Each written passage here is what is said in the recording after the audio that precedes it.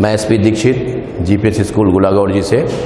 बेटे अपना सब्जियों में जड़ ग्रंथि रोग चल रहा था, ठीक है ना।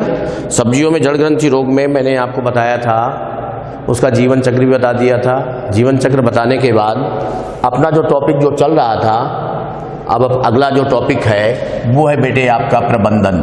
कल मैंने थोड़ा सा बताया था भी आपको। तो प्रबंधन में सबसे पहले अगर अपन देखें तो मैं आपको शस्य प्रबंधन बता रहा हूँ। शस्य प्रबंधन, ठीक है। शस्य प्रबंधन के बारे में आप सुने। शस्य प्रबंधन में आप ध्यान रखें, इनमें सबसे पहली चीज गर्मियों के समय अवशेषों को इकट्ठा करके, खेत में जो भी अवशेष है अवशेषों को इकट्ठा करके, ठीक है, इकट्ठा करके जो भी मतलब खेत में पड़े हुए हैं उनको इकट्ठा करके उनमें आग लगानी देनी चाहिए। आग लगा देते हैं, ठीक है बेटे। आग लगाने से क्या होता है कि उनमें अपन बोलेंगे जो भी अंडे वगैरह होते हैं, लार्वा वगैरह जो भी होते हैं वो सब क्या हो जाते हैं, नष्ट हो जाते हैं। इसके अलावा इसी के साथ साथ अपन बोलेंगे गहराई से 2 या अपन बोलेंगे 3 बार अपन बोलेंगे खेत की जुताई करें। खेत की जुताई समझ में आ रहा है। 2 या 3 बार अगर अपन खेत की जुताई करेंगे तो उससे क्या होगा, उससे मृदा के अंदर जो भी अपन बोलेंगे अंडे वगैरह हैं या जो भी अपन बोलेंगे निमेटोड्स हैं जो छिपे हुए हैं वो क्या हो जाएंगे, वो बाहर आ जाएंगे।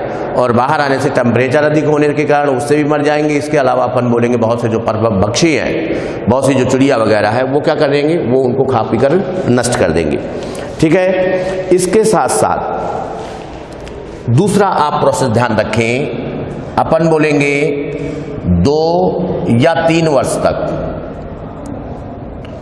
2 या 3 वर्ष तक अपन बोल सकते हैं इसमें फसल चक्र अपनाना चाहिए। फसल चक्र कितने वर्ष तक, 2 या 3 वर्ष तक क्रॉप रोटेशन वो करते रहना चाहिए। और इसमें फसल चक्र में आप ध्यान रखें, ज्वार है, बाजरा, ठीक है, रिजका, ठीक, ज्वार, बाजरा, रिजका, जई, शावा, काकुल, जई,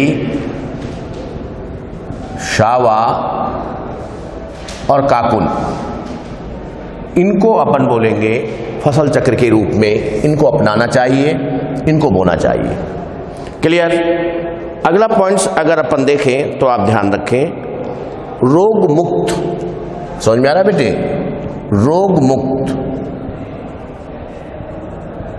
रोग मुक्त बीजों का उपयोग करें, बीजों का उपयोग करें। क्लियर। इसके साथ साथ अगर अपन बेटा देखें तो इनमें जो भी मतलब भूमिगत तना या जो जड़ें जो होती हैं, भूमिगत कंदों को या भूमिगत तना आप लिख दो, भूमिगत तनों को उष्ण जल मतलब होता है गर्म जल, ठीक है ना। तो अपन बोलेंगे गर्म जल में उनको रखना चाहिए, ठीक ना, उष्ण जल में रखना चाहिए, ठीक है। जैसे मैं आपको बता देता हूं, जैसे कंद में आपका आलू आता है, ठीक है, प्रकंद में आपका अदरक। तो इनको अगर अपन देखें, आप ध्यान रखना, अपन बोलेंगे इनको 46 से 47, 46 से 47 डिग्री सेंटीग्रेड तक अपन बोलेंगे इतने तापमान पर 1 घंटे के लगभग इनको रखना चाहिए। किसको? कंद को। क्लियर। इसके साथ साथ अगर अपन प्रकंद में अगर अपन देखें तो अपन बोलेंगे इनको लगभग 55 डिग्री सेंटीग्रेड के तापमान पर 10 मिनट तक इनको रखना चाहिए, ठीक है ना, जिससे अपन बोलेंगे कि उनमें जो मीन्स जो भी निमेटोड्स वगैरह जो होते हैं वो क्या हो जाते हैं, वो नष्ट हो जाते हैं, ठीक है। इसके अलावा 5वां पॉइंट्स अगर अपन देखें तो आप ध्यान रखें, करंज, नीम, महुआ, महुआ का फल होता है बेटे, ये अपन बोलेंगे सर्दियों में इसके फल सुबह मॉर्निंग में मतलब सनलाइट होने से पहले ही अपन बोलेंगे वो नीचे मृदा में गिर जाते हैं और हल्के पीले रंग के होते हैं, लेकिन जब ये सूख जाते हैं तो ये ब्राउन कलर के हो जाते हैं, जिसको अपन महुआ बोलते हैं। अरंड, ठीक है, अरंड आप जानते ही हैं, अरंड, इनको अगर अपन देखें 15 से 25 कुंटल, 15 से 25 क्विंटल प्रति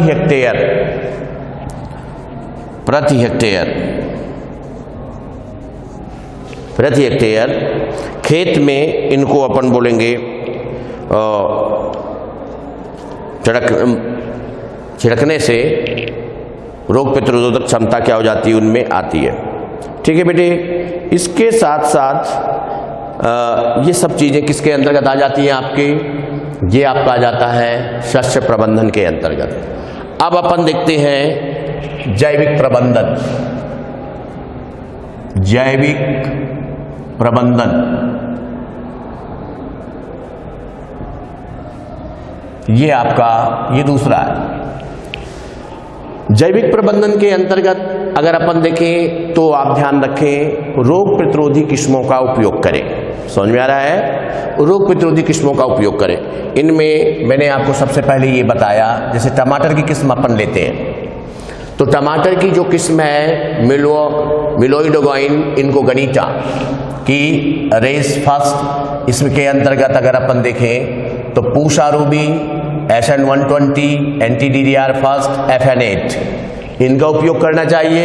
इसके अलावा रेस 1 के अंतर्गत मंगला, रेस 2 के अंतर्गत कर्नाटका हाइब्रिड, रेस 3 के अंतर्गत पूषा 120 और रेस 4 के अंतर्गत पंजाब 6 और NR7 VFN इनका उपयोग करना चाहिए, ठीक है बेटे। अब मिलोइडोगाइन जेवेनिका के अंतर्गत पूषा 120, SL12, VFN8 और S120 का उपयोग करना चाहिए। ये दोनों आप ध्यान रखें, ये प्रजाति है जो जिसके द्वारा अपन बोलेंगे रोग होते थे, इनकी प्रतिरोधी किस्में है ये। बैंगन में अगर अपन देखें मिलोइडोगाइन इनको गनीटा के अंतर्गत ब्लैक ब्यूटी, बनारस, विजय, मैसूर ग्रीन इनका उपयोग करें। इसके साथ साथ मिलोइडोगाइन जेवेनिका के अंतर्गत भंता, मुक्तावंशी, गोललाल, कुली और मेथिस इनका उपयोग करें। भिंडी में मैं आपको बता दूं मिलोई डोगाइन जेवेनिका